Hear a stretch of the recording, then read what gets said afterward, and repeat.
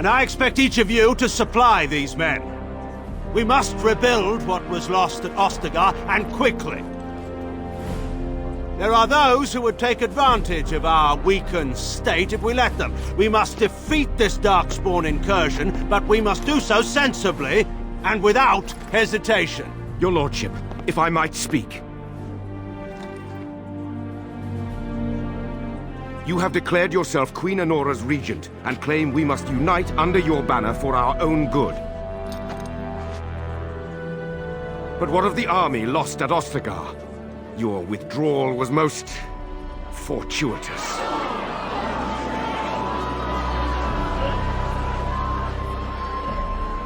Everything I have done has been to secure Ferelden's independence. I have not shirked my duty to the throne, and neither will any of you! The Banorn will not bow to you simply because you demand it. Understand this. I will brook no threat to this nation from you or anyone.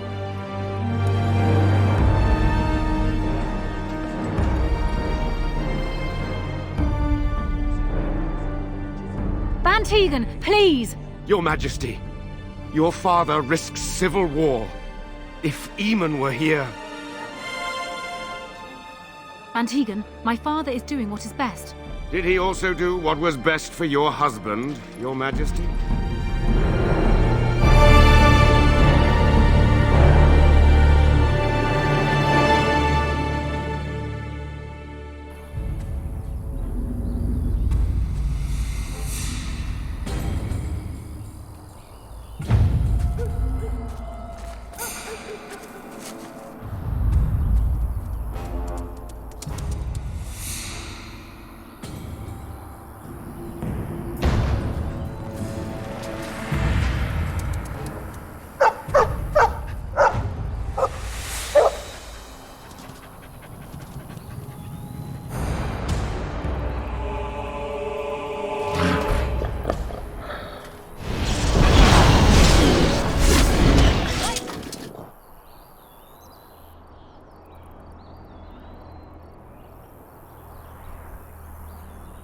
I think he was out there looking for you. He's chosen you.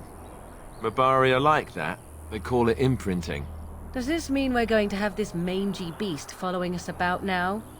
Wonderful. He's not mangy.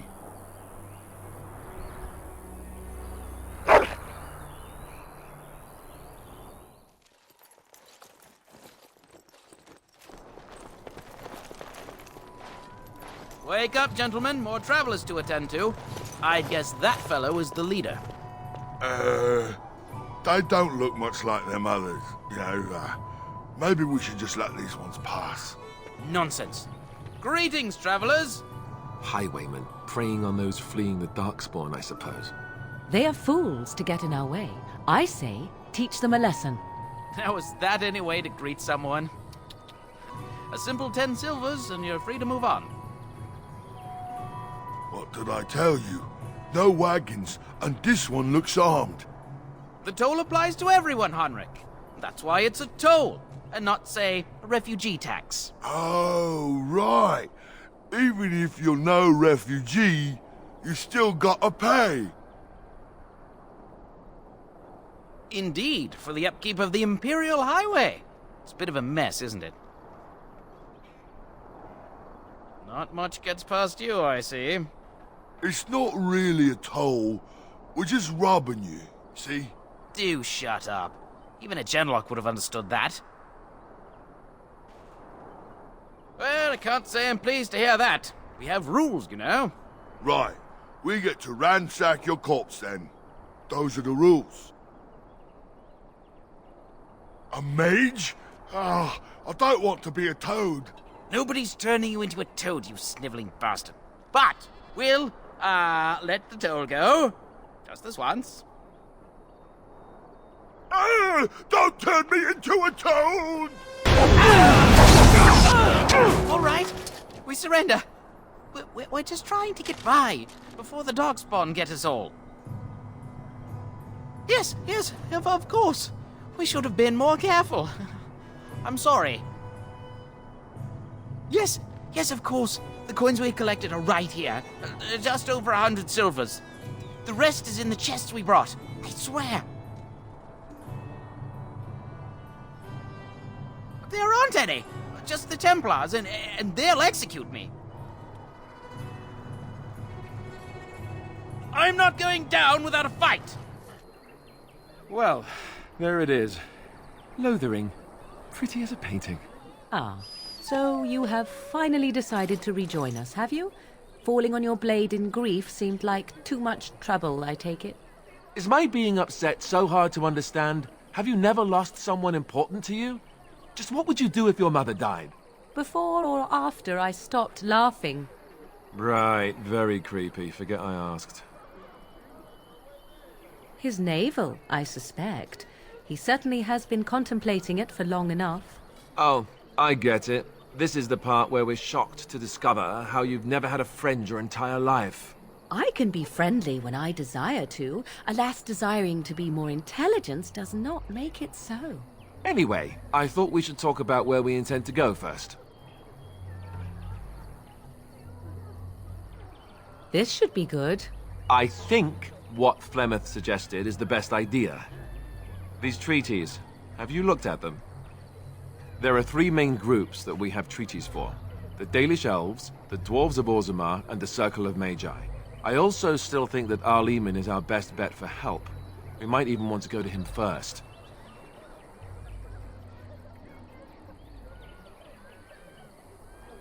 Go after your enemy directly. Find this man Loghain and kill him. The rest of this business with the treaties can then be done in safety. Yes, he certainly wouldn't see that coming, and it's not like he has the advantage of an army and experience and... I was asked for my opinion and I gave it. If your wish is to come up with reasons why something cannot be done, we will stand here until the Darkspawn are upon us. Short of leaving for Eldon to seek them out, the only place to send word to would be Weishaupt Fortress. And that's thousands of miles away. I can give you directions, if you like.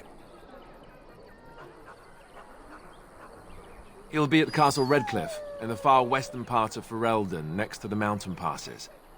If he isn't there, someone will be able to tell us where he is. If we head eastward, towards the Brazilian forest, we should hear word of one of the clans that wanders that area. Hopefully they will still be there. We would need to speak to their king in Orzammar. That means heading west into the Frostback Mountains, which won't be easy. Technically, the Circle of Magi is independent. We don't know that the Chantry won't support us, of course. You truly believe that? If we speak to the first Enchanter, he should see that his responsibility to the Grey Wardens supersedes anything the Chantry or even Loghain might have to say about it. If he isn't out in the field with his army, he's probably going to be at the palace in Denerim. We can go to Denerim, but somehow I suspect that they're not going to let us just walk around. Only a suspicion, of course.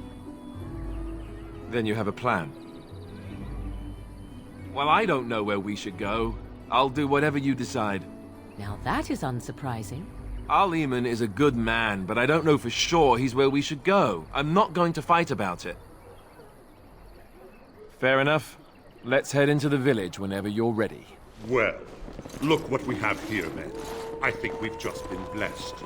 Uh-oh. Loghain's men. This can't be good. Didn't we spend all morning asking about a fellow by this very description? And everyone said they hadn't seen him. It seems we were lied to. Gentlemen, surely there is no need for trouble. These are no doubt simply more poor souls seeking refuge. They're more than that. Now stay out of our way, sister. You protect these traitors, you'll get the same as them.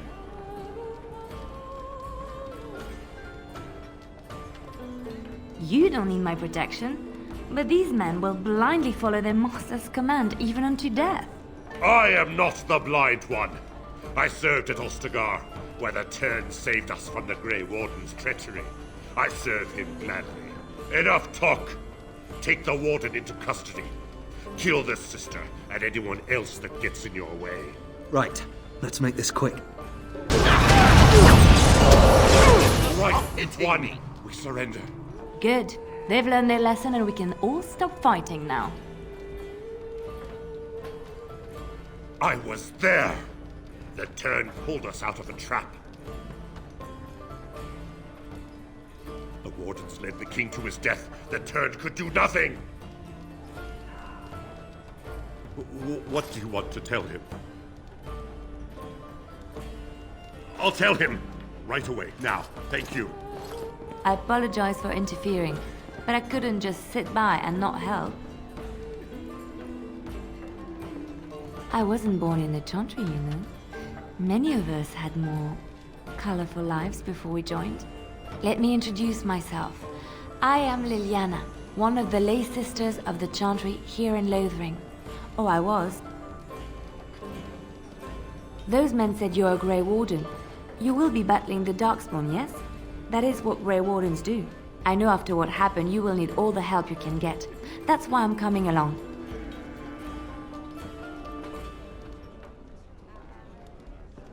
That, and the Maker wants me to go with you. I know that sounds absolutely insane, but it's true. I had a dream.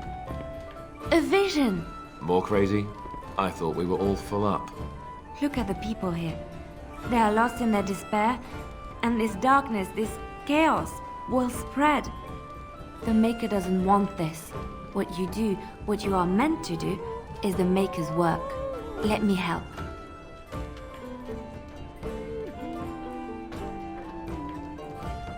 I can fight. I can do more than fight. As I said, I was not always a lay sister. I put aside that life when I came here. But now, if it is the Maker's will, I will take it up again. Gladly. Please let me help you. Perhaps your skull was cracked worse than Mother thought. Thank you. I appreciate being given this chance. I will not let you down. You aren't one of my captors. I remember the revered mother mentioning this man. She called him a savage from the far north. I will not amuse you any more than I have the other humans. Leave me in peace. I'm in a cage, am I not? I've been placed here by the Chantry. The revered mother said he slaughtered an entire family, even the children. It is as she says. I am Sten of the Beresad, the vanguard of the Kunari peoples. If you haven't heard of us, that is your own shortcoming. Though it matters little now, I will die soon enough. This is a proud and powerful creature, trapped as prey for the Darkspawn. If you cannot see a use for him, I suggest releasing him for mercy's sake alone. Mercy? I wouldn't have expected that from you. I would also suggest that Alistair take his place in the cage. Yes, that's what I would have expected. I suggest you leave me to my fate. I have been convicted of murder. Have the villagers not spoken of this? The people of a farm hold 8 humans, in addition to the children. I agree. There is no difficulty in capturing prey that surrenders. I waited for several days until the knights arrived, because I wished to. Either you have an enviable memory or a pitiable life to know nothing of regret. Death will be my atonement. Perhaps. What does your wisdom say is equal to my crime? The Blight. Are you a Grey Warden, then? Surprising. My people have heard legends of the Grey Warden's strength and skill, though I suppose not every legend is true. Perhaps if you told her the Grey Wardens need my assistance, it seems as likely to bring my death as waiting here. Farewell, then. To be left here to starve? Or to be taken by the Darkspawn? No one deserves that. Not even a murderer. I see you have returned, sister. I thought you had left the Chantry for good. I have, Sir Bryant. And who is the gentleman with you, if I might ask? I see. I am Ser Bryant, commander of the Lothering Templars. Tern Loghain declared all Grey Wardens traitors responsible for the king's death. You know this, I hope.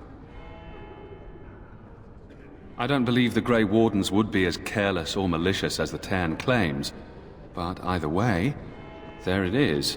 It is best you not linger, though, just in case. The revered mother leads this flock. I merely command her Templars. Normally, our role is to protect the Chantry and seek out unsanctioned magic. For now, it is all we can do to protect the innocent.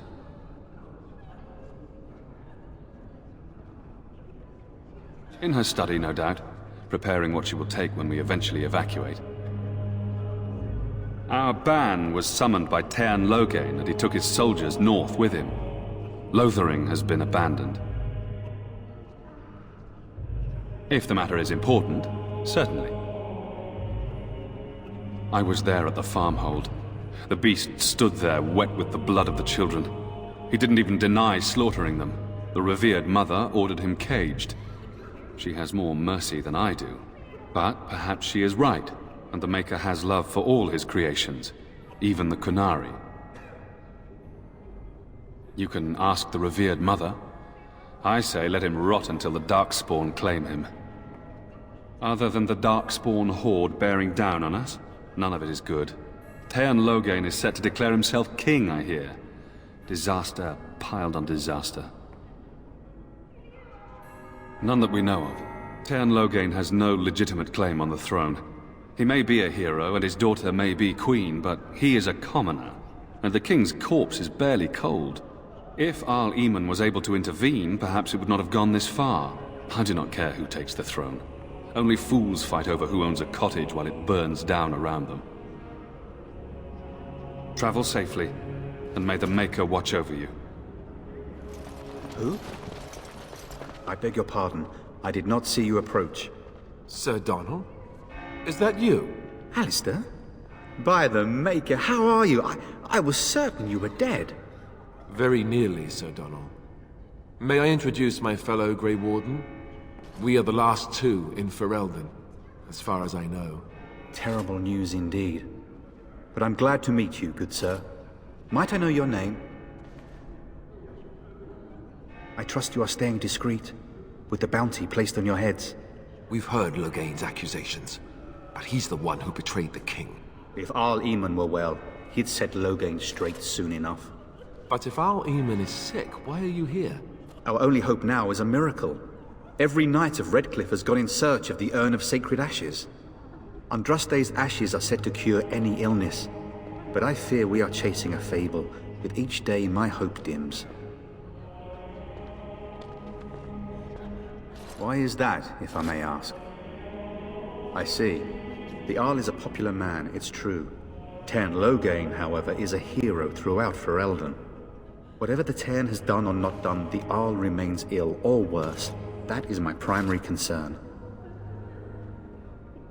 The Arl fell ill before the king died. But what if Loghain planned that too? Oh, such thoughts do not sit well with me. We should see what's happening in Redcliffe ourselves. I believe that now more than ever. If nothing else, I am certain you would be welcomed at Castle Redcliffe. The Arlessa is there, and she could tell you more than I could. I expected to take advantage of the Chantry's library, in fact, but my skills are better suited to battle than chasing down tales.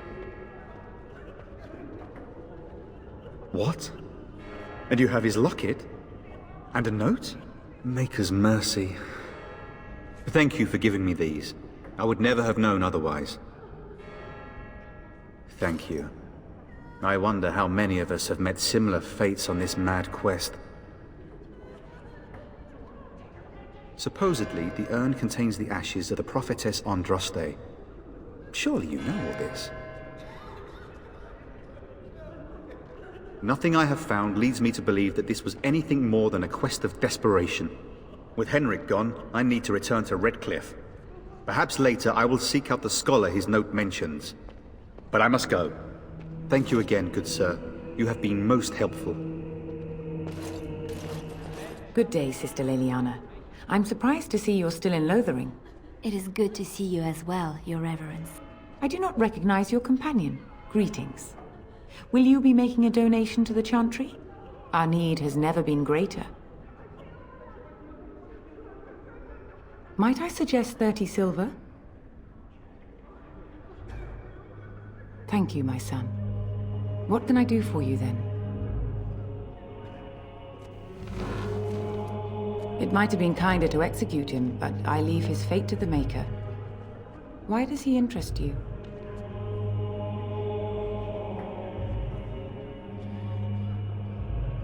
Then his next victims might count you and me as their murderers. And what do you say on this, Leliana? You know your friend better than I. These are unusual times, Your Reverence. With us, the Kunari might do some good. I am sure of it, in fact. Were things not so desperate? Very well, I trust you. Take these keys to his cage and make her watch over you. Thank you, Your Reverence. Your trust is not misplaced. You wish something more of me? I confess, I did not think the priestess would part with it. So be it. Set me free and I will follow you against the Blight. I have spent my life in the Vanguard. I know war, and your lands need all the help they can get. And so it is done. I will follow you into battle. In doing so, I shall find my atonement.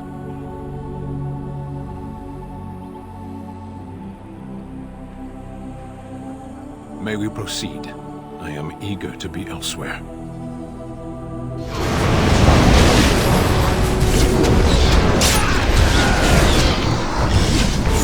Mighty timely arrival there, my friend. I'm much obliged. The name's Bodon Fedek, merchant and entrepreneur. This here is my son, Sandal. Say hello, my boy. Hello. Road's been mighty dangerous these days. Mind if I ask what brings you out here? Perhaps we're going the same way.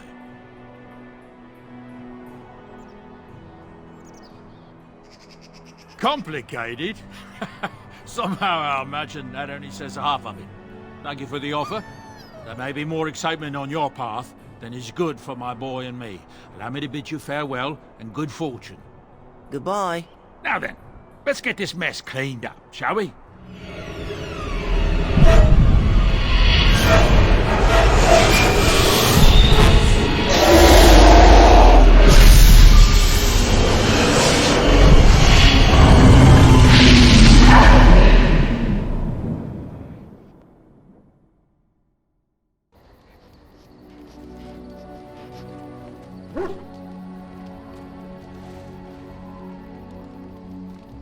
Bad dreams, huh? Well, it is real, sort of. You see, part of being a Grey Warden is being able to hear the Darkspawn. That's what your dream was, hearing them. The Archdemon, it talks to the Horde, and we feel it just as they do. That's why we know this is really a blight. I don't know if it's really a dragon, but it sure looks like one. But yes, that's the Archdemon. It takes a bit, but eventually you can block the dreams out. Some of the older Grey Wardens say they can understand the Archdemon a bit, but I sure can't. Anyhow, when I heard you thrashing around, I thought I should tell you. It was scary at first for me too. That's what I'm here for. To deliver unpleasant news and witty one-liners. Anyhow, you're up now, right? Let's pull up camp and get a move on. It's good to see you, my timely rescuer. Bodon Fedek, at your service once again. I saw your camp and remember the kind offer that you made the last time we met. And is there anywhere safer for a poor merchant and his son to sleep? I think not. I'm perfectly willing to offer you a fine discount for the inconvenience of our presence. How does that sound? Good? Yes? Following you? I'm not even certain where you're going, my friend. And quite frankly, it's none of my business. Trust me when I say that my encountering you here was serendipity and nothing more. I travel a lot, so I'm bound to meet everyone on the road eventually. If you prefer, I'll take my boy and be on my way. But regretfully, you're the safest spot on this road, without a doubt. Anything, everything, but all of the finest quality. No cheap trinkets here. And my boy Sandal happens to be a bit of a hand with enchantments. Oh, yes. Sadly, it also makes us a target for bandits and the like. If there were spare hands to hire as guards, I would have done so long ago. Wonderful. Thank the gentleman, won't you, boy? Thank you, sir. We won't be a bother to you and your companions, I assure you. If you should need enchantments, simply talk to my boy. Otherwise, come speak with me. Hello. The boy's a bit simple, but he's rather good with enchantments. One of those tranquil fellas actually called him a... what was it now? A savant. I had no idea such a thing existed. He can fold lyrium into almost any weapon or piece of armor, though naturally some of the more extravagant materials will take more lyrium than others. It's a process that some of the master smiths back in Orzammar will perform, but my boy here is just as adept at it. Isn't that right, boy? Enchantment! And there you have it. Enchantment! What do you wish of me? If you must. Well, that depends, does it not? What does she seem to be? You mean, is she truly the Flemeth of legend and story? Tell me, how much do you know of the tale? The one that the chastened still tell of my mother, to frighten them into obedience. No doubt such a tale has mutated much over time and telling. I can relay what Flemeth once told me herself, and you can decide whether or not 'tis the truth, if you desire. As the tale is sung by the bards, there was a time when Flemeth was young and beautiful, a fair lass in a land of barbarian men, the desire of any who saw her. The tales say that Flemeth fell in love with Osen the bard, and fled the castle of her husband, the dread Lord Conabar, and that he swore vengeance for her infidelity. In truth, my mother claims that 'twas Osen who was her husband, and Conabar the jealous lord who looked on from afar. Lord Conabar approached young Osen and offered him wealth and power in exchange for his lovely wife, and Osen agreed. The life of a bard is a poor one, and love fades in the wake of hunger. 'Twas Flemeth who suggested the arrangement. All would have been well had Lord Conabar kept his end of the bargain. But he was a foul man who bargained with coin he did not possess. Osen was led off to a field and slain, left for dead. Flemeth spoke to the spirits and learned of the deed, and swore revenge. That was not the point. Conabar had no honor, so she would not have him. Flemeth begged the spirits to aid her, and 'twas they who slew Conabar. The demon the legend tells of came later. Lord Conabar's allies chased Flemeth, you see. Chased her to the wilds, and there she hid. There she found the demon, and he made her strong. The legends all speak of the great hero Cormac, he who defeated Flemeth and her great army when she invaded the lowlands centuries later. All lies. The truth of the matter is that there was never an invasion. As Flemeth tells it, the Chastened never raised an army under her banner, and she never fought with any warrior named Cormac. Cormac led a brutal civil war against his own people, and later claimed it was to vanquish evil that had taken root amongst the lords. Thus, he was hailed a hero. Flemeth was only attached to the legend much later. Perhaps 'twas due to the great war with the Chastened that eventually came, but Mother claims not to know how it began.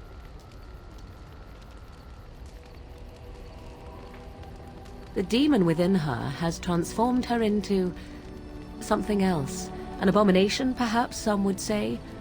I know not. I only know my mother is clever, and she is part of the wilds as it is part of her. But she is no immortal. She bleeds, A blade in her heart would kill her like any other, were it lucky enough to find her.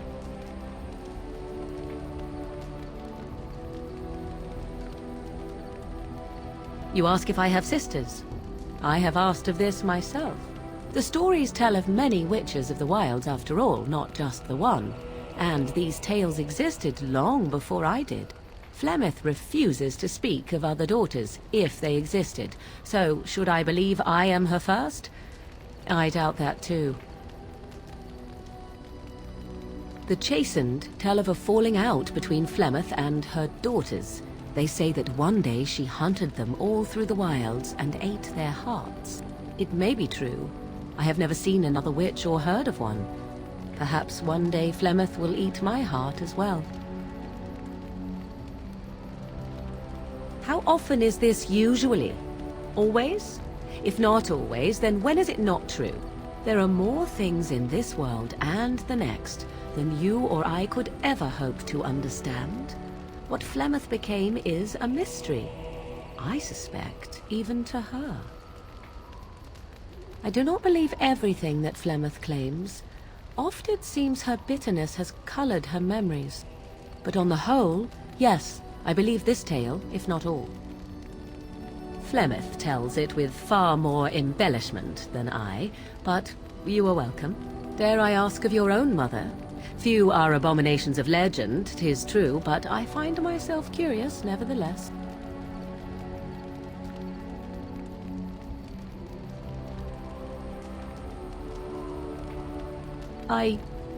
Nothing. I wish to know nothing more. I find myself a little envious, to tell the truth.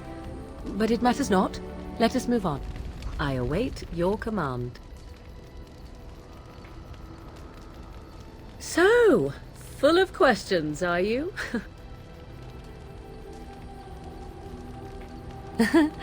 You are very cute to ask so many questions. Really?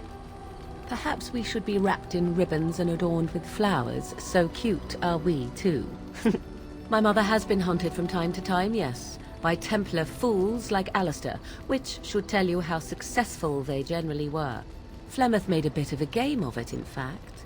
The Templars would come again, and she would look at me and smile and say that the fun was to begin once more.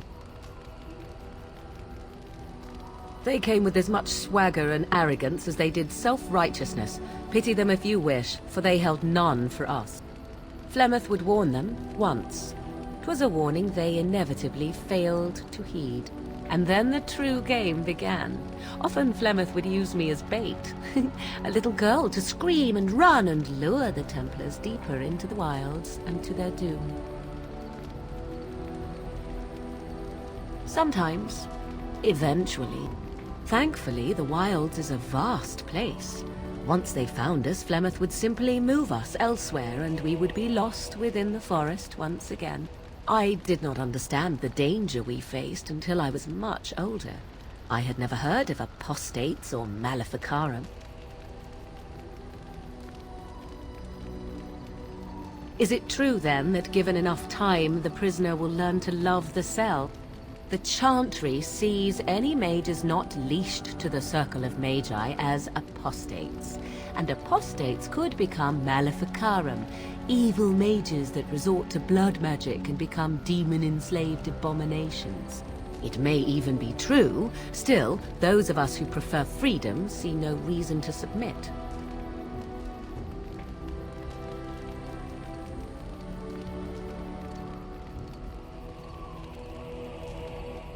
No? I am not surprised you say such. Enough of this talk. Let us return to the task at hand. What do you wish of me? If you must. Why do you ask me such questions? I do not probe you for pointless information, do I? Beg pardon then while I jump for joy. What is it you asked? If I grew up in the wilds? A curious question. Where else would you picture me? For many years it was simply Flemeth and I. The wilds and its creatures were more real to me than Flemeth's tales of the world of man. In time I grew curious. I left the wilds to explore what lay beyond, never for long. Brief forays into a civilized wilderness. For the most part, Flemeth taught me well. For all that I had been taught, however, the truth of the civilized lands proved to be overwhelming. I was unfamiliar with so much. So confident and bold was I, yet there was much that Flemeth could never have prepared me for.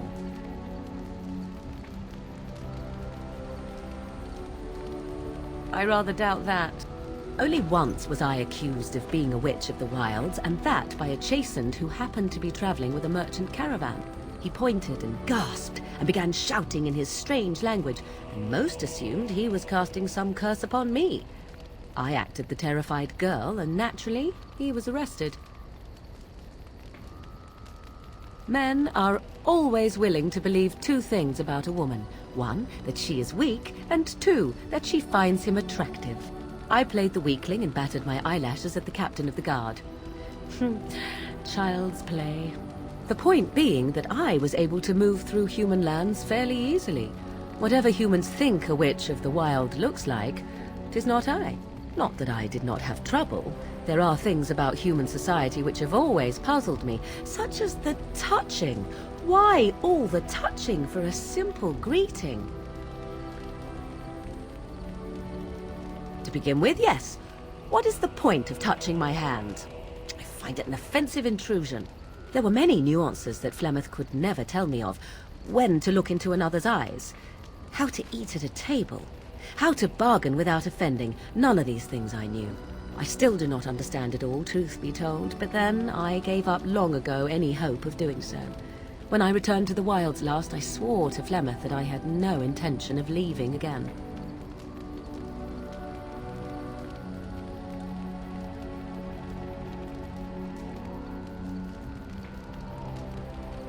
Yes?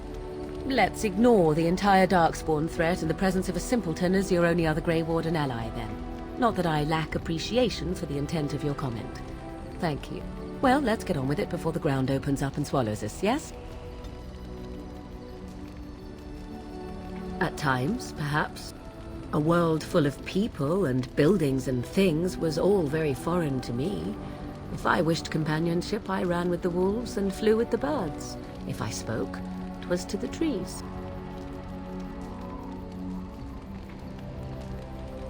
Such simple pleasures will only enthrall for so long. I recall the first time I crept beyond the edge of the wilds. I did so in animal form, remaining in the shadows and watching these strange townsfolk from afar. I happened upon a noblewoman by her carriage, adorned in sparkling garments the likes of which I had never before seen. I was dazzled. This, to me, seemed what true wealth and beauty must be. I snuck up behind her and stole a hand mirror from the carriage. It was encrusted in gold and crystalline gemstones, and I hugged it to my chest with delight as I sped back to the wilds. She was not. Flemeth was furious with me. I was a child and had not yet come into my full power, and I had risked discovery for the sake of a pretty bauble. To teach me a lesson, Flemeth took the mirror and smashed it upon the ground. I was heartbroken.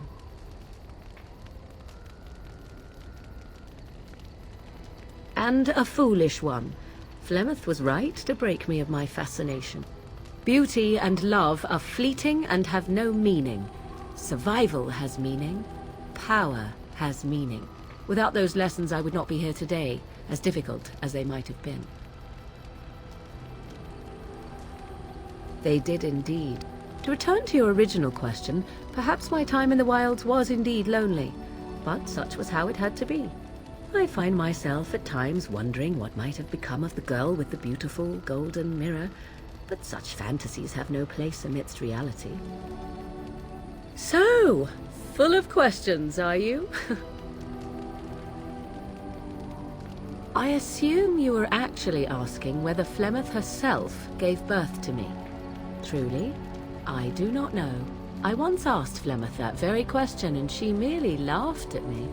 It is not inconceivable that she could capture a chastened man, Or perhaps change to a more attractive form to attract him willingly. I find it more difficult to imagine her with child.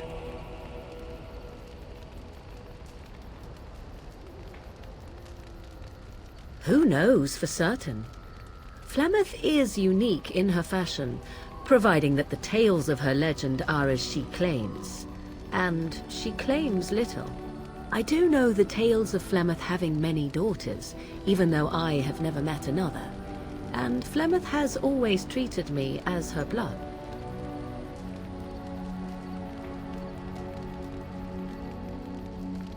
Must one be a doting and simpering moron to be considered a suitable mother? Flemeth taught me everything I needed to learn. How to survive, the meaning of power, the truth of men. If other mothers do not teach these things, then I believe them the lesser. You suppose it's true? 'Tis true. Take yourself. You do not honestly desire such things from me, do you? 'Tis better to be free of such cloying and cluttering delusions as love.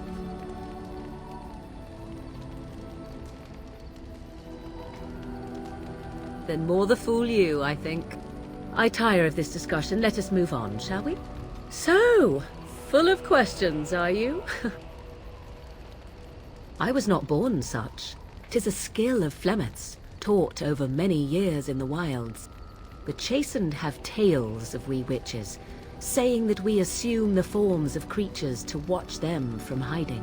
When a child is alone and separate from his tribe, that is when we strike, dragging the young boy kicking and screaming to our lair to be devoured. A most amusing legend.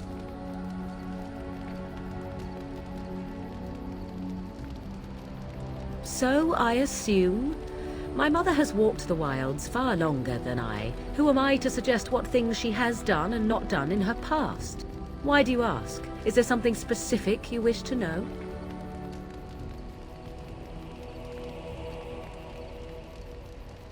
There were nights when the wilds called to me, 'tis true. You look upon the world around you and you think you know it well.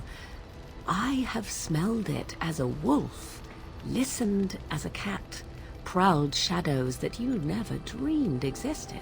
But my life is as a human. I am under no illusions to the contrary.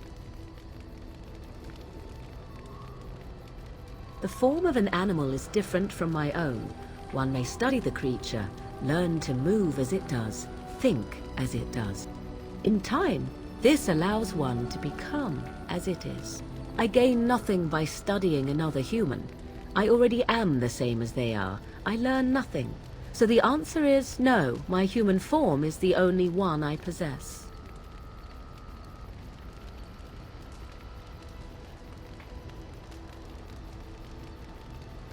Anyone with sufficient will, but the act of transformation is a magical one. 'Tis a spell and thus requires a mage's talents. Indeed, you could learn the spells required if I cared to teach you. Indeed. Have you an opinion on my abilities, then? Am I an unnatural abomination to be put to the torch?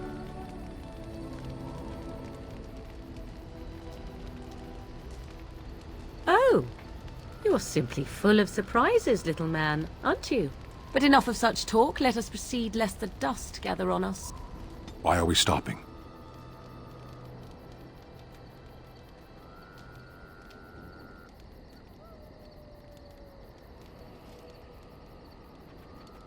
There are darkspawn to be fought. Is this delay needful? You are concerned. No need. I am fit enough to fight.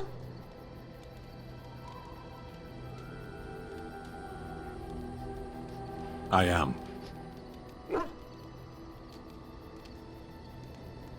Decide. I am a Sten of the Beresad. I did not choose to be who I am any more than you did. I have always fought in war, human.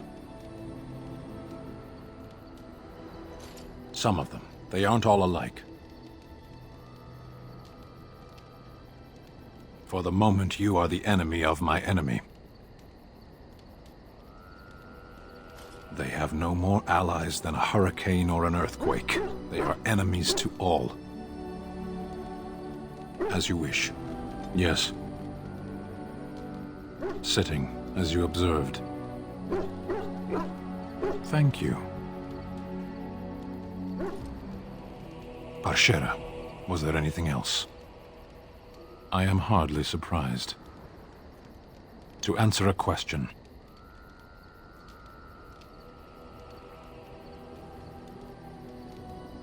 The Arishok asked what is the Blight. By his curiosity, I am now here.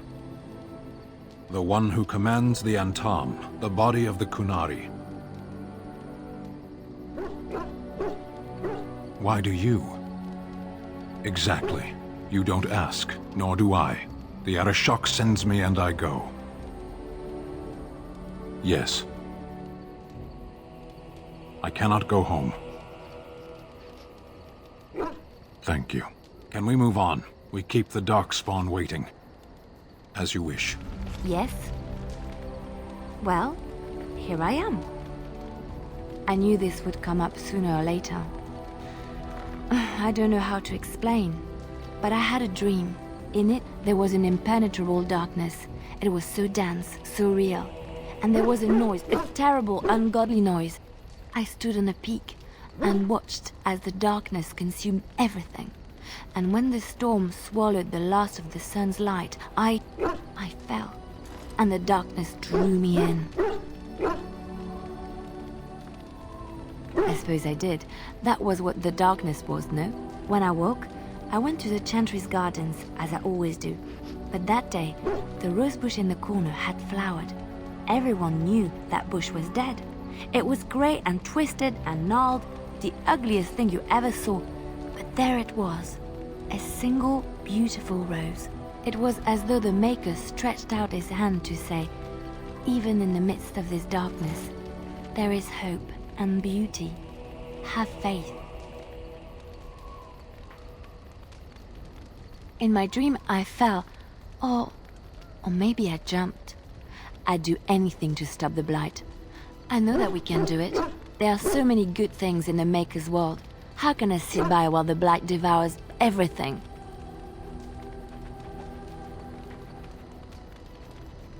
He's still here. I hear him in the wind and the waves. I feel him in the sunlight that warms my skin. I know what the Chantry says about the Maker, and what should I believe? What I feel in my heart, or what others tell me?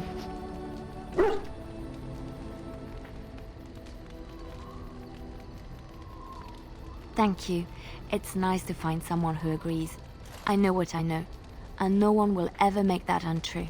Yes? Well, here I am. Quiet. It was a life suited for contemplation. In the cloister, away from the fuss and the flurry of the cities, I found peace. And in that stillness, I could hear the Maker. But it was not perfect. Some of my Chantry fellows were condescending. That is the nature of religious folk, I suppose. When I talked about my beliefs, that the Maker reveals himself in the beauty of his world, they treated me with disdain. They want to believe that he's gone, so that when he turns his gaze on them, it means they are special, chosen. He cannot possibly have love for all, the sick and the weary, the beggars and the fools.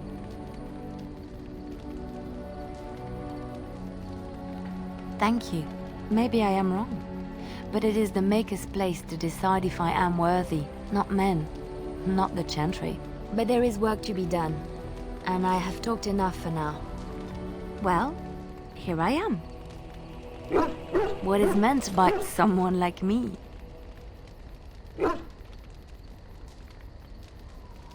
Did you think I was always a cloistered sister? The Chantry provides succor and safe harbor to all who seek it. I chose to stay and become affirmed. We affirm our belief in the Maker, in Andraste and the chant, but other than that, there are no vows taken.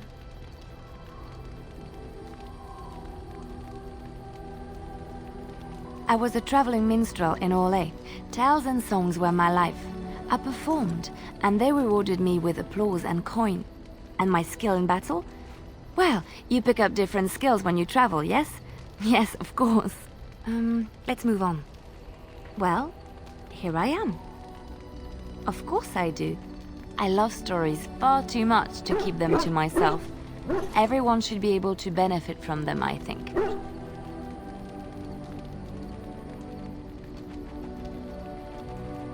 Of course, Orlesians enjoy telling stories. I shall tell you my favorite tale of Aveline, the Knight of Orlais. A long time ago, a girl child was born to a farmer. He had hoped for a son, not a daughter, and so he told his wife to abandon the child in the woods. Before the cold could claim her, the baby was found by a tribe of Dalish elves who took pity on the poor mewling thing and raised her as their own.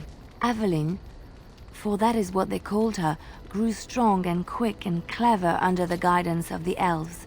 She learned to wield the sword as well as any man, could kill a deer with an arrow at 100 paces, and was as graceful on the back of a horse as she was on foot. Aveline's Dalish guardians saw that she could easily best any Orlesian chevalier in battle, and wanted to show the cruel humans the child they had left to die. They bestowed upon her a fine horse and armor, and sent her to prove herself to her people in the grand tourney. Now in those days, no woman was allowed to take up arms, let alone compete in the grand tourney, but Aveline kept her helmet on and was not discovered. Aveline won many events and gained the approval of the adoring crowd. Eventually, she came face to face with the knight Kaleva in the grand melee. Aveline had already bested him in the joust, and Kaleva was determined not to lose a second time. Out of desperation to regain his honor, Kaleva tripped Aveline and tossed her to the ground, ripping off her helmet as he did so. Silence fell upon the arena as Aveline was revealed. Kaleva declared the previous competitions invalid. A woman had taken part, and this was not allowed. But the crowd cheered for Aveline. Kaleva was furious, for he had lost to a woman and was now being shamed. Blinded by his rage, he forced Aveline to her knees. "Know your place, woman," cried he, and slit her throat. The son of the king, Prince Freyan, was present. He recognized Aveline's skill and bravery and began to see the injustice done to the women in his land. When he was made king, he rewrote the laws of Orlais so that women could also become chevalier. He honored Aveline and knighted her after her death. And to this day, any female who is knighted reveres Aveline the Brave, for she is the patron of all women chevalier. What do you need? You don't have to do that. I know you didn't know him as long as I did. I should have handled it better. Duncan warned me right from the beginning that this could happen. Any of us could die in battle. I shouldn't have lost it, not when so much is riding on us, not with the blight and everything. I'm sorry. I'd like to have a proper funeral for him. Maybe once this is all done, if we're still alive. I don't think he had any family to speak of. I don't know. I have no idea what the Grey Wardens do for them when they fall in battle. Have you had someone close to you die? Not that I mean to pry, I'm just... That must have felt a lot like when I got sent to the Chantry. You mages don't even get a say in the matter after all. Thank you. Really, I mean it. It was good to talk about it, at least a little. That's good to hear. It's nice to know I'm not the only one who remembers him well. What do you need? Ask away. Same way you did. You drink some blood, you choke on it, and pass out. You haven't forgotten already, have you? I do my best. What can I say? Let's see, I was in the Chantry before. I trained for many years to become a Templar, in fact. That's where I learned most of my skills. You're telling me I was banished to the kitchens to scour the pots more times than I can count. And that's a lot. I can count pretty high. The Grand Cleric didn't want to let me go. Duncan was forced to conscript me, actually, and was she ever furious when he did. I thought she was going to have us both arrested. I was lucky. I wondered that myself. It's not as if she valued me highly. I think she just didn't want to give anything to the Grey Wardens, is all. The Chantry didn't lose much. And I think I can do more fighting the Blight anyhow, rather than sitting in a temple somewhere. I'll always be thankful to Duncan for recruiting me. If it hadn't been for him, you know, I wouldn't have.